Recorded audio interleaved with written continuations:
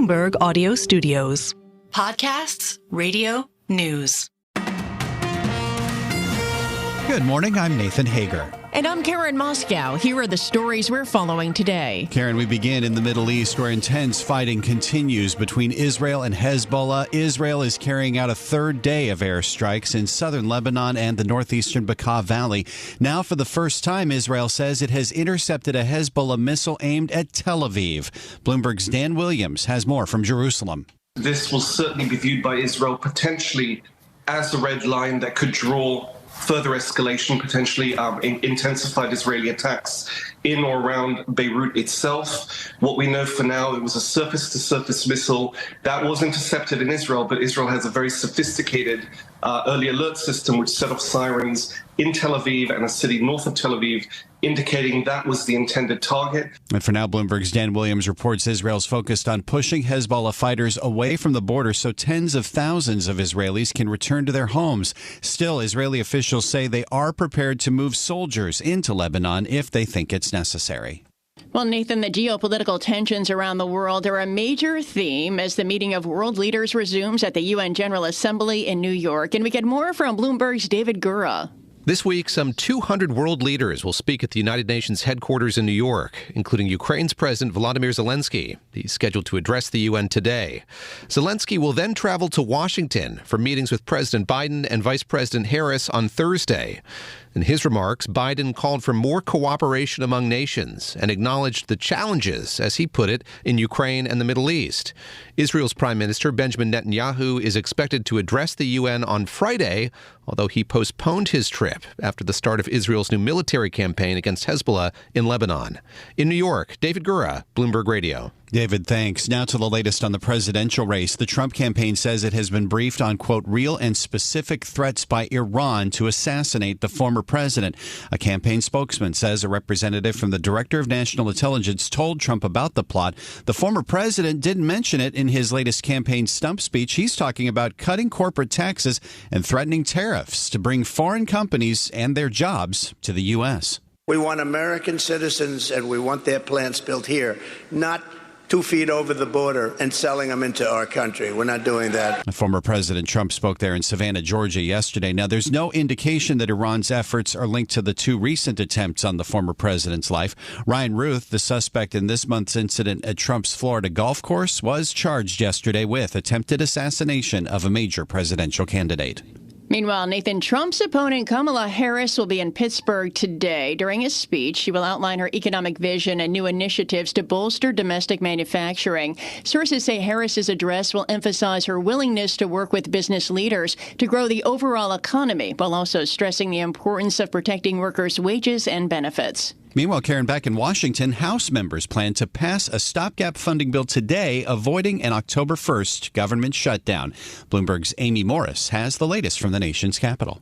Lawmakers say they'll pass the measure even if they need a two-thirds supermajority to do it.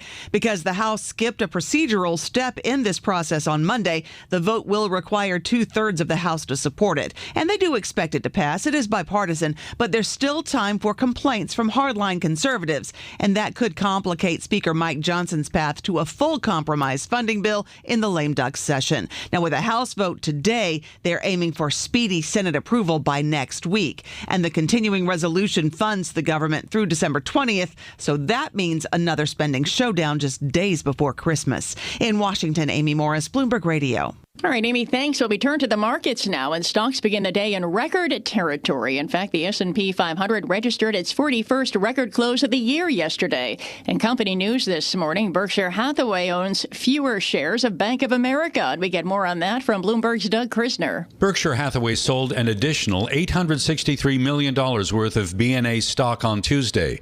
It brings Berkshire's stake closer to a 10% regulatory threshold. After selling BNA shares over the 3 trading days through Tuesday, Berkshire now owns 10.5% of the second largest U.S. bank. And as long as Berkshire remains above that 10% threshold, it must disclose trades within a few days. Berkshire's remaining stake in Bank of America is now worth $32.1 billion based on Tuesday's closing price, preserving its position as the largest shareholder. In New York, I'm Doug Krisner, Bloomberg Radio. Doug, thank you. Boeing has heard back from its striking workers about its latest offer, and Bloomberg's John Tucker's following this story. John, sounds like the answer was a resounding no. Yeah, Nathan, the Machinist and Aerospace Workers Union said a survey of members was overwhelmingly clear they're not interested, calling it inadequate and even disrespectful. The company infuriated the union by trying to do an end run and take an offer of a 30% pay hike directly to the workers. Well, Boeing is trying to ratchet down the tension just a little. They backed off a Friday night deadline for workers to approve a new pact. Boeing, meantime, has a new headache. A congressional panel investigating Boeing's safety culture has released an internal company survey that found many factory workers felt pressure to prioritize speed over quality, even months after that mid-air blowout on one of the company's jets. In New York, I'm John Tucker, Bloomberg Radio. All right, John, thank you. Well, in legal news, Caroline Ellison has been sentenced to 24 months in prison for her role in the FTX collapse, despite helping prosecutors in the conviction of Sam Bankman-Fried, her former boss and boyfriend. Bloomberg Radio law host June Grasso has more on the sentencing. Now, Sam Bankman-Fried got 25 years. So compared to that, she only got 2 years. It seems, I would consider it pretty lenient, although there was a possibility that she would get no time. Bloomberg's June Grasso says, like Bankman-Fried, Ellison was ordered to forfeit $11 billion as proceeds of the crime. Karen, U.S. officials are investigating whether German software developer SAP, product reseller Carahsoft Technology, and other companies conspired to overcharge government agencies over the course of a decade. According to federal court records, Justice Department lawyers have been looking at whether SAP illegally conspired with Carahsoft to fix prices on sales to the U.S. military and other parts of the government. SAP makes accounting, human resources, supply chain, and other business software used around the globe. Shares are down 4% overseas. It is time now for a look at some of the other stories making news in New York and around the world. And for that, we're joined by Bloomberg's Michael Barr. Michael, good morning. Good morning, Karen. Tropical storm Helene strengthens as hurricane warnings cover parts of Florida and Mexico. Bloomberg meteorologist Rob Carolyn has the latest. Helene continues to strengthen in the northwestern Caribbean. It's going to pass very close to the Yucatan this morning, and then as it works its way into the eastern Gulf of Mexico, it'll become a rather strong hurricane and a large hurricane. We think it's going to be making landfall somewhere in the Big Bend area of Florida Thursday as a storm with winds of over 100 miles an hour and a very significant storm surge. Since it'll have such a large circulation, its impact will be felt over much of the Florida Peninsula, even the Florida Panhandle, and then up into the southeastern United States, where we could see quite a bit of flooding tomorrow. I'm Rob Carolyn, Bloomberg Radio. Rob, thank you very much. Helene comes after Tropical Storm John slammed Mexico's Pacific coast late Monday, leaving 2 people dead. A 12th lawsuit has been filed against Sean Diddy Combs by a woman claiming he raped her in New York decades ago. With Combs in jail in New York facing criminal charges, Thalia Graves is now suing him. She says when she was 25 years old, she was summoned to a meeting with Combs. She alleges that he raped her after she was slammed face down on a pool table by another man. The assault has had lasting effects on my body, causing ongoing health problems. Graves claims over 20 years later, Combs has a video he has shown other people of her assault. President Joe Biden delivered remarks on climate at the Bloomberg Global Business Forum in New York City. Biden says America is positioned to lead other countries on climate change and criticized Donald Trump on this issue. All this historic climate change is in stark contrast to my predecessor. He says he'd repeal the Inflation Reduction Act. He let our factories shut down. He moved the world backwards. His denial of climate change condemns our future generations to a more dangerous world. President Biden also says the U.S. is making major progress in bringing back technology manufacturing from China. Finally, a black combat medic who treated 200 troops during the invasion of Normandy during World War II is being honored with the Army's second highest award. The family of Waverly Woodson Jr. gathered yesterday in Washington to see Woodson's 95-year-old widow receive the Distinguished Service Cross. He was awarded posthumously for his heroism. Global news 24 hours a day and whenever you want it with Bloomberg News Now. I'm Michael Barr, and this is Bloomberg. Karen. All right, Michael, thank you. Time now for the Bloomberg Sports Update with John Stashower. John, good morning. Good morning, Karen. The Yankees were hoping to clinch the division. The Mets were looking to take a big step towards a playoff spot. Neither happened at the stadium. Baltimore hit 3 home runs, and despite Aaron Judge hitting his 56th of the season, Orioles won 5-3. Yanks were hurt by a base-running blunder by Gleyber Torres. 7th inning, they were down a run. Torres tried to score from third, never got close. Another chance to clinch tonight. Houston clinched the AL West. Astros were at one point 10 games out. Mets in Atlanta lost 5-1. Mark Vientos homered, but the Mets had only 3 other hits as Spencer Schellenbach beat Luis Severino. Brandon Nimmo looks ahead to Game 2 tonight. You know, in a regular season, you know that games like this are going to happen, and sometimes there are going to be days like this. So I think tomorrow you just start fresh, and that's the thing, is you try and have short-term memory. You come into the next day. That's what we did against Philadelphia, too. We were just trying to win one game at a time. And so tomorrow we try and win. We try and go 1-0, and we bring the energy and try and get things, kind of rolling our way. But the Mets tonight have to face Chris Sale, and he is 18-3. Arizona lost to the Giants 11-0, so this is very much a 3-team race vying for 2 NL wildcards. The Mets lead the Diamondbacks by a half game, the Braves by 1. The Padres clinched the first NL wildcard. They beat the Dodgers. The game ended with San Diego turning a triple play. The Liberty got 36 points from Sabrina Ionescu, beat the Dream to advance to the WNBA semifinals. John Stashower, Bloomberg Sports. Karen and Nathan.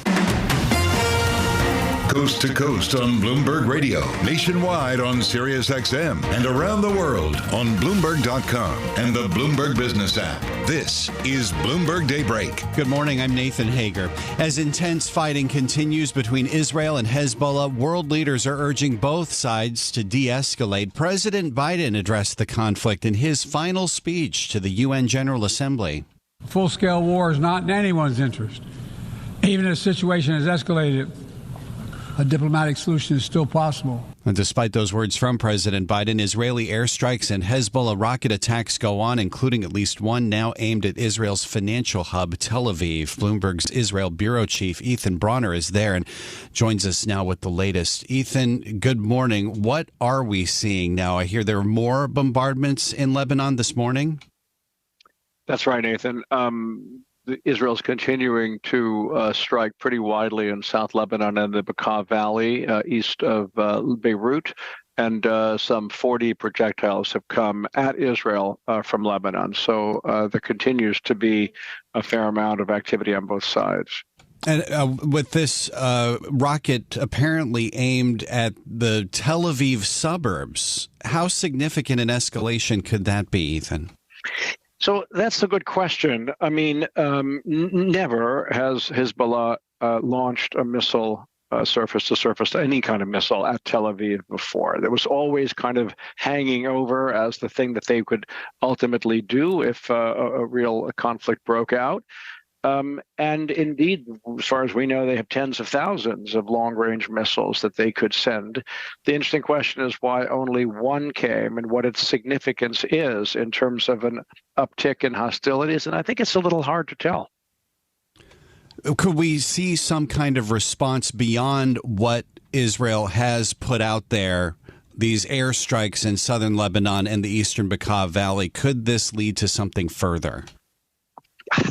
It could. I mean, honestly, for more than a week now, Israel has been on an everyday stepping up its attacks in Lebanon. It began with those pagers that went off in people's hands and pockets a week ago, a little more than a week ago, and continued with targeted assassinations and serious bombardments. Some 500 plus people were killed in one day as they went after a whole bunch of launchers, rocket and missile launchers. They said 1,600 sites hit in one day, all of which Israel says is aimed at trying to persuade Hezbollah to come to the table to talk about pulling away from the border with Israel and allowing its own citizens, Israeli citizens, to go back to their homes, from which they were driven on October 8th after Hezbollah began attacking in solidarity with Hamas and Palestinians in Gaza. So it's a complicated situation. Israel is on a kind of path of trying to pressure more and more. I don't know that it would necessarily be a response to the one missile that came in toward Tel Aviv today. I did want to ask you about the room for diplomacy. We did hear President Biden calling for a need to de-escalate, but it seems like escalation is what we're seeing. Where is the room for diplomacy, particularly with the UN General Assembly and these ongoing ceasefire talks in Gaza in the backdrop? Right. So there is a French special envoy by the name of Jean-Yves Le Drian, who has spent the beginning of this week in Beirut meeting with Hezbollah people and is in touch with Israelis as well. And this is the goal, to come up with there's been a Franco effort for many, many months now to try to get Hezbollah away from the border. They're right up against the border, and Israelis feel unsafe as a result. If they could go back 10 kilometers, that would be what Israel would be willing to. Originally, it was supposed to be more like 25 kilometers. But so that's where the discussions are underway. It's a little hard to see if there's any progress of any kind. There's some notion that it could maybe be a package deal involving Israeli hostages held by Hamas in Gaza and so on. But it's all pretty vague at this point. This is Bloomberg Daybreak, your morning podcast on the stories making news from Wall Street to Washington and beyond. Look for us on your podcast feed by 6 a.m. Eastern each morning on Apple, Spotify, or anywhere else you listen. You can also listen live each morning starting at 5 a.m. Wall Street time on Bloomberg 1130 in New York, Bloomberg 99.1 in Washington, Bloomberg 92.9 in Boston, and nationwide on Sirius XM Channel 121. Plus, listen coast to coast on the Bloomberg Business app, now with Apple CarPlay and Android Auto interfaces. And don't forget to subscribe to Bloomberg News Now. It's the latest news whenever you want it, in 5 minutes or less. Search Bloomberg News Now on your favorite podcast platform to stay informed all day long. I'm Karen Moscow. And I'm Nathan Hager. Join us again tomorrow morning for all the news you need to start your day right here on Bloomberg Daybreak.